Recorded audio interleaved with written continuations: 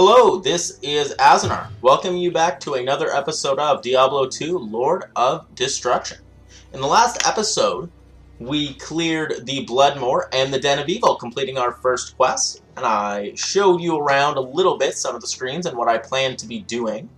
You can see here now that Kasha wants to tell us something. My rogue scouts have just reported an abomination in the monastery grave. You heard her. The rogue scouts saw abomination.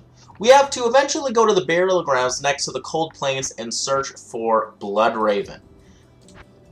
One of the first actual sort of mini-bosses in the game here.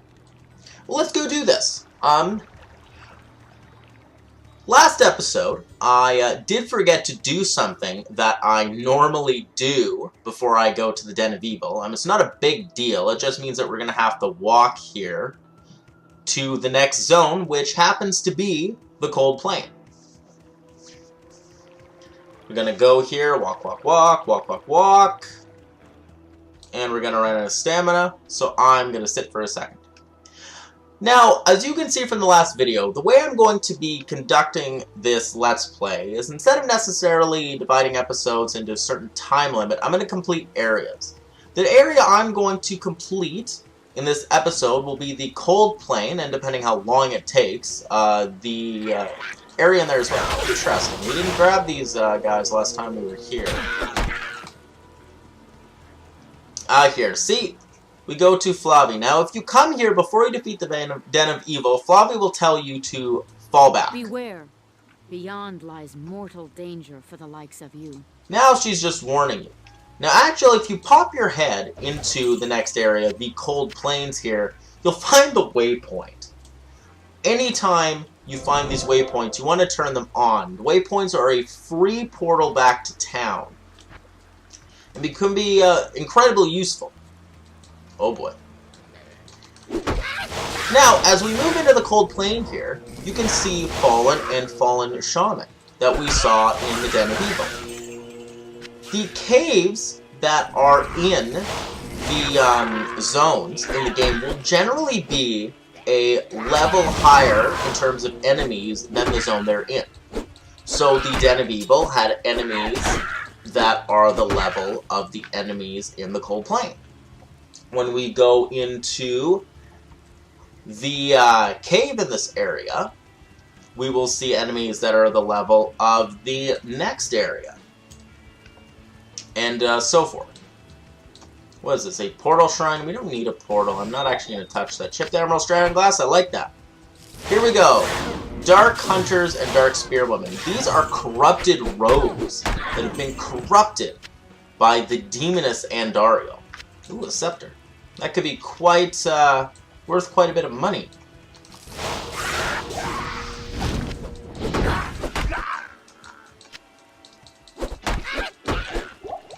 Now we want to a point, try to conserve our magic, only using it if absolutely necessary. At this point, while we do have a lot of energy, it's not an enormous amount, and since we have a very small belt, we can't necessarily hold all of the mana potions in the world. Once you get to a point where you can hold a ton of mana potions, you might as well just go hog wild. The way I like to explore an area is to hug the outside of the map. Okay, here we go. Is this what I think it is? Okay. We have found another unique enemy, Bishabosh. Bishbosh here will, as well, be in every single playthrough. He's always in the Cold Plains, and Bishbosh, when you encounter his camp, you want to kill him immediately. Fallen Shaman, resurrect Fallen, Bishbosh resurrects the Fallen Shaman. So whenever you find his encampment, he needs to be your first target as quickly as possible. Now you can see here why Charge Bolt can be quite good. Using it as crowd control on these small Fallen makes this actually not too difficult to accomplish. Just want to continue to clean up a little around here. Ooh, chip skull. Come on. There you go. And you. There we go. Okay, we're going to limp back to town here, and we're going to want to pick a few things up. Mana potion, how nice. A little bit of gold. Now, you can see earlier, we picked up some weapons from him. Well, you see these other ones here are blue. They're magical. These are yellow. Yellow items are rare. They're even better in terms of magical properties than the magic items are. Whenever you get rare items, you want to pick them up. Not necessarily to keep. You know, sometimes you'll want to, but you definitely want them to sell. They'll be worth way more money. Come on. Lock chest. Oh, that was a bit of a waste of a key, I guess, but that's not necessarily a problem. Stamina potion. I don't know about that. That maybe actually could come in handy, but right now I'm not actually worried about stamina that much. Okay, whoa.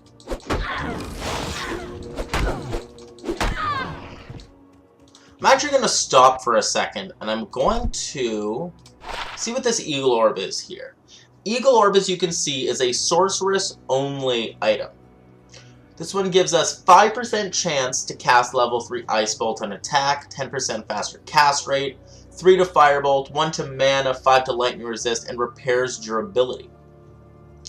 This item is actually better in terms of damage than our current item. It doesn't really have anything nice for us except for the fast cast rate and the mana, but we're definitely going to start using it.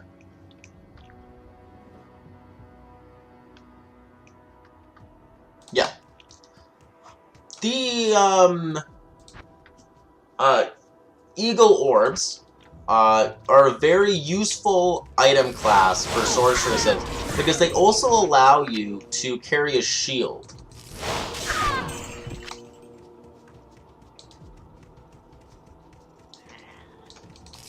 Okay, see a lot of enemies here. We're going to pour in lightning, and we're going to kill the shaman.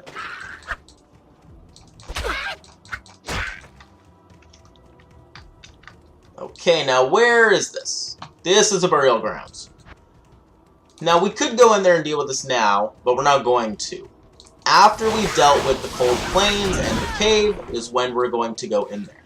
You always want to try, if possible, to complete an entire area before you move on to the next. That way you're at the best possible level and experience you can be. Now, you don't necessarily need to grind. You don't necessarily need to come back to areas. But if you're entering an area and it's too difficult, don't ever be afraid to go back and play another area through just to make sure you get a little more experience or loot or a better item. Now, you want to pick up the throwing knives. Even though they're low quality, throwing knives are always worth 480. It doesn't matter. I'm not necessarily sure why, but that is the way it is. I'm just going to move around these enemies here, and we're going to kill that shaman. Which is being really annoying. He's resurrecting the fallen. Now you can see that I'm actually using my physical attack here. We're doing that to conserve mana, because at this point we don't have an enormous amount of it. Later on with this build, you're not going to use that button ever, at least in terms of attacking. What you're going to want to do is, out of your two attack buttons here, the left and the right, you're going to want to set one to charge bolt, and you're going to want to set the one eventually to lightning. And we're going to pick up this crude sash here. We're not going to want to keep this long term, but it allows us to have more spaces to put potions. Experience Shrine. Awesome. Whenever you find an Experience Shrine, pick it up. You gain more experience percentage-wise than you... Whoa. Okay, wrong button push. Anytime you can accelerate the rate at which you get experience, it's a good thing. Die, you. Interesting. You could see that the Ice Bolt came out when we attacked there, thanks to our item that we have. Gonna want to pick up this gold.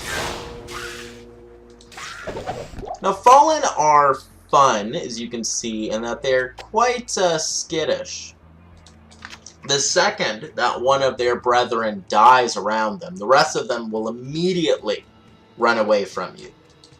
Like, without even a second thought, they just run away.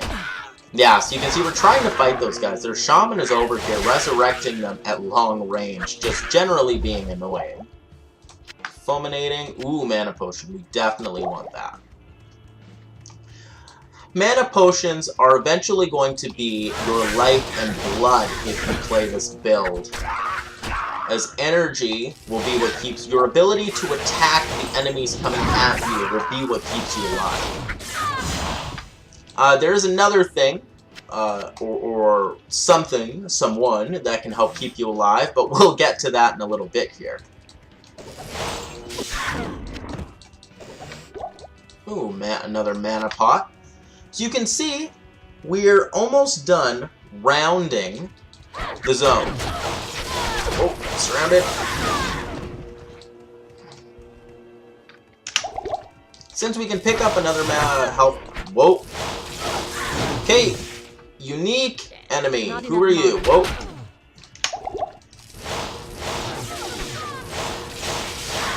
Okay, we're going to want to do a fighting retreat. We killed them so quickly and in such a flurry, I didn't even see the name of that unique enemy. Oh well, no bother. Okay, we're here near the start. We seemed to have moved through all the enemies. We're going to take a second here. Now we're going to increase our strength. That way, if we have to get rid of that charm, we will be able to still wear the weaponry we have. Going to put our next point here into charge bolts. You can see here we're level 5, almost level 6. We're going to be at level 6. We're going to unlock some new abilities. Not necessarily ones we'll use, but abilities that we're going to need to put a point into each of them, continuing on down our skill tree. Now you can see as well, internally here, there are also some barriers. We're going to want to curl around these barriers here as well. Ooh, fulminating, nice. Okay.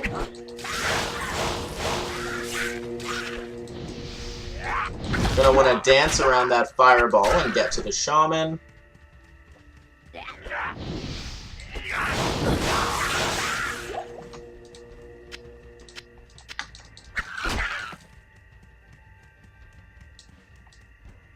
Now the road here will take us somewhere as well.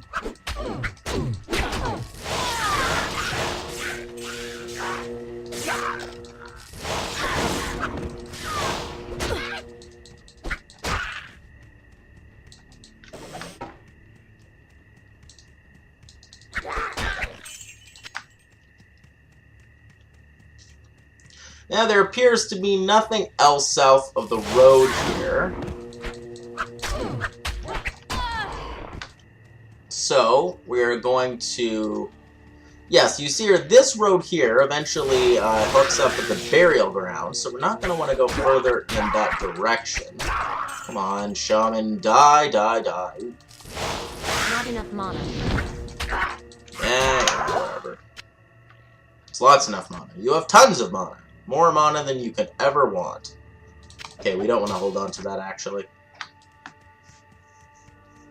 Okay, now we are going to follow the road up here. It's going to lead us to the cave. Level 1. You always definitely want to go into these. There's always really good monsters in here, really good loot, weaponry, especially once you hit the second level. Here there are skeletons and dark rangers. Hello, and I hate dark rangers. There is a unique enemy in this cave that this early on in the game, I will tell you, and this is 100% serious, is most likely the hardest enemy you will face for a long time. At least to a certain point. It's not Soul Flame here, Soul Flame is a procedurally generated enemy. I can tell you. Die. Come on. Oh, great. You're cold enchant too. Soul Flame could have been dangerous. Of the elemental damages, cold is easily the most dangerous. Getting slowed or stopped can easily mean that other enemies will rush up and kill you before you can even react to it. Because of that, Soul Flame is incredibly dangerous, as is somebody else we're going to see very soon here. As I said, she will be one of the most dangerous enemies you'll ever face. The other incredibly dangerous one will come in Act 2. It's actually the Act 2 boss. And the sole reason these enemies are as difficult as I'm telling you they are is Cold Aura. Cold Aura, especially with the boss in the second act, who not only is Cold Aura, but is super fast, just makes things difficult. We're gonna jump back to town here. We filled up completely on items. Good evening. Just gonna quickly run through this here.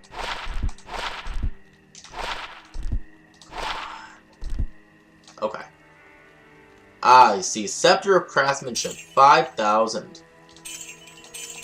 Now we're just gonna quickly sell off all this. Okay, I accidentally sold that off. Not what I was intending to do, obviously. Gonna sink the rest of our money into town portals. That's full. And we're good. We're going to run over to our stash here. Deposit all of our money. Now we have some new gems. Chipped Emerald gives you Poison Dexterity or Poison Resist.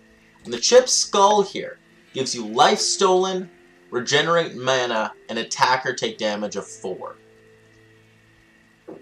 Skulls are incredibly good items. Replenish Life especially is fantastic to have.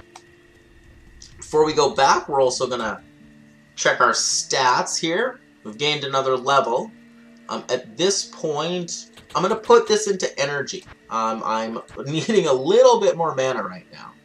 We're going to put a point into Static Field.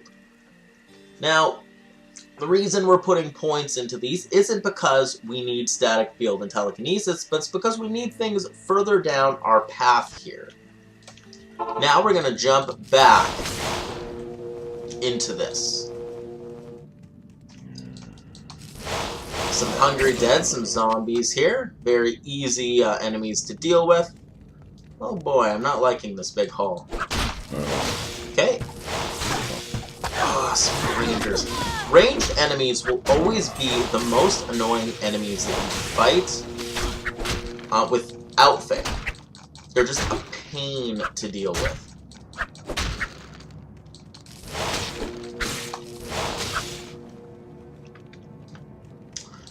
Now, when I was back in town, I really should have bought some mana potions from Akara. I didn't do that. We only have one, but I think we'll be okay. We should, at some point, run into some enemies who have some or drop some. Or, if necessary, I'll just portal back to town and buy some. So you can see here, the wing of the cave that we've come down is now at its end. So we're going to go back to where the path split off, right about here. We're going to continue on. Now, I think very soon... Skill Shrine, Large Charm. I think very soon here, we're going to run into the enemy that I've been talking about. You're up there, eh, bud? Oh, good. Off the wayside here, there is a cave fallen camp. Cave fallen camps will have 3 shamans. They'll be full of fallen or whatever variation that there are. And there will generally be some other enemies in them as well. They're really good spots to kill a lot of enemies, get a lot of money, and any other useful things that they'll drop. Just gonna pick up all that loot, all that money. More money here, more money there. One of the most satisfying things in this game is just picking up tons of random amounts of money. Now here we are. Whenever you see a health potion on the ground and you don't have space for another one, use a health potion and pick it up. There we go. That enemy right down there, the green one, that is Cold Crow. Cold Crow will kill you. The second her or her enemy's her allies' arrows touch you, there's a possibility that they will hit you with freeze. Oh wow. I made this moment very anticlimactic.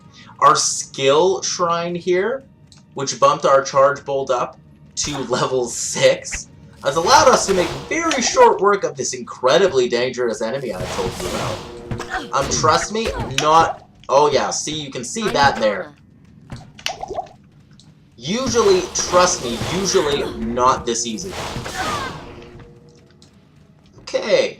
Now she has a light healing potion, minor healing potion, nice sash. No mana potions. But that's fine, I'm not going to worry about it. We're going to get this sash. We're going to put it on. This sash keeps us at this point, but also has some stuff. Plus 5 to mana. Attacker takes damage of 1. That's nice. Extra mana is always something that we'll need as a sorceress, so never say no to it.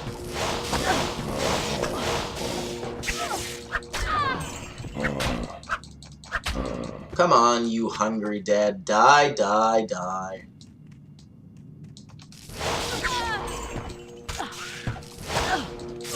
Now we're at a point where our mana is basically almost out. So I'm going to do the intelligent thing, and I'm quickly going to run back to town here. Come on, Akara, you're there. I see you. Greetings. Just going to fill us up completely. We're going to buy 4... What? I don't want life potions there. I'm not even going to bother at this point selling anything else. We have barely anything on us. We're just going to buy those potions, and we're going to jump back into the cave, back into the action. Oh, of course you drop a mana potion. See, it's fine. Actually, we're eventually going to get to the second level of this cave here, and we're going to want a number of mana potions going into the second level. The second level of an area like this will always be full with a number of champion unique level enemies. So you're always going to want to be ready when you go down there. And actually, very soon, yes, there we are. That's the entrance to the second level. We're just going to finish clearing this first level here first. Shouldn't be very much left. Yeah, that's about it. Now we're going to let our stamina regenerate before we go down here. Okay, and here we are. Right away we encounter champion enemies, skeletons. We're going to blast these skeletons with our charged bolt. Oh wonderful, you have mana burn. Well, you're dead, so it doesn't really matter, does it? Yeah, that could be useful. We're going to want to blitz off to the left here. You want to get out of the center of these as quick as you can, and get into the alcoves.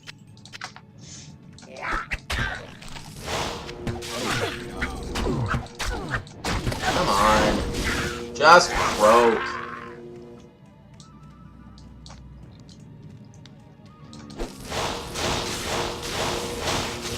Okay, we're going to pour charge bolts down here.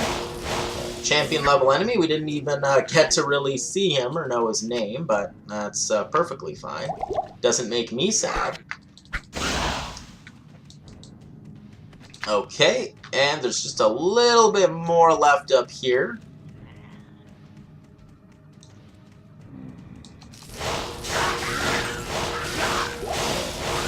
Now this wing is going to be full of fallen shamans. Usually is. Just going to blast through those enemies here. This area is, like usual, filled with gold. Okay, now the other thing about accomplishing areas like this, or dungeon areas, at the end you'll get a chest. The chest will generally be full with a good amount of money. Whoa. Okay. Calm down. And it'll be filled with some really nice items. We have here a mana potion and a couple of healing potions. Oh, another mana potion. A cap. Nice. We're going to want to take these potions and slot them in here. Oh, come on. Dumb game. And we're going to want to pick up a few things here. Yeah, we don't have boots, so we want these superior boots. And at this point, we've accomplished the cave. We've beaten everything we want to. Time to head back to town. Just gonna quickly go over to Akara here. I'll do some housekeeping, but you don't necessarily need to see me do that. This is Azanar signing off. If you like this video, give me a like. If you really enjoyed it, consider subscribing to my channel. And I will see you in the next episode of Diablo 2. Have a good day.